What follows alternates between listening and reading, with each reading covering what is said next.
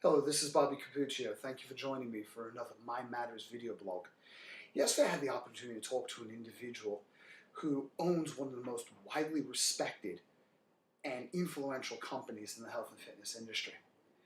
And the subject came up: what is the quintessential skill, the master skill of all fitness professionals around the world? What is it that if a fitness professional possessed this one attribute, they would add tremendous value, and even if they lacked this attribute and possessed many other attributes, they would still struggle to do more than make a living and make a difference?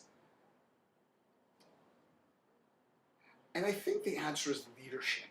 Simon Sinek in his book Start With Why says that a leader has the ability to do two things exceedingly well. Number one, a leader has the ability to envision a future that does not yet exist and then communicate that vision in a way that is inspiring, that compels people to cooperative action.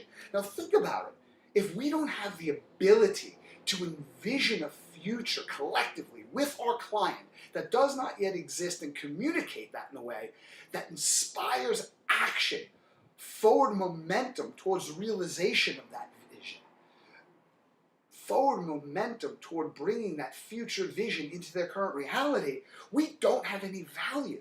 So at the core, what all of us are, whether we have 20 or 2 clients, all trainers, all group exercise instructors, all coaches are leaders. Now, what is it that leaders do? Well, we have the Simon Sinek version.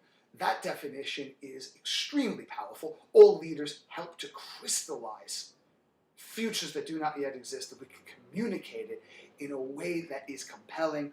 But also, if you take a look at any world leader who has ever inspired change or produced change effectively with any group of people, whether the end result was malevolent or benevolent, they've always used 3 specific steps: problem, reaction, solution. Problem, reaction, solution. So number one, we have to be able to ask the right questions to extract from our clients clearly what the problem is. What is it that not only that they want to achieve, and what is most compelling, inspiring, what is quintessentially most important about that major definite purpose, but if they fail to achieve it, why would their life be different? What would be different in their life specifically? And the next step is reaction, or what is the emotive response to that point of differentiation between their future vision and their current reality. So if they didn't achieve it, what are some of the consequences, and which consequences are absolutely most disturbing to the people that we're working with, and how does that feel? So once we establish exactly what is the problem and what's their reaction, what are the implications, the third step is what's the solution. And anytime you see change take place, very rarely do you see change occur as a result of total immersion. So if someone goes to bed on a Sunday and they wake up on a Monday and they're a completely different person, it usually takes place because people apply critical behaviors. What are the critical behaviors that if our clients engaged in? 2, my magic number is 3 at most, or more specifically, what are the behaviors that if our clients stopped engaging in sometimes would do the most to add residual value and forward momentum to the realization of their desired outcome?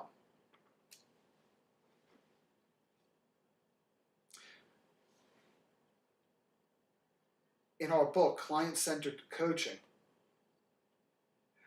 myself, Rodney Korn, and Dr. Roy Sugarman, some individuals who I have an enormous amount of respect for, talk about Dr. Mimi Silbert.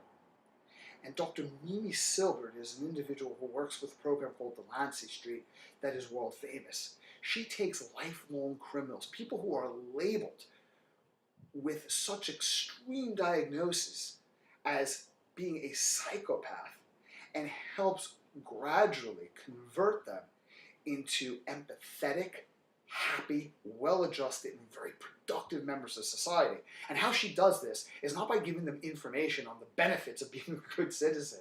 She doesn't do it by giving them an inspiring motivational seminar or utilizing, as Dr. Roy Sugarman says, the right combination of magic words to, produce a result. Sort of like a key, linguistically unlocking a lifelong ingrained habit pattern.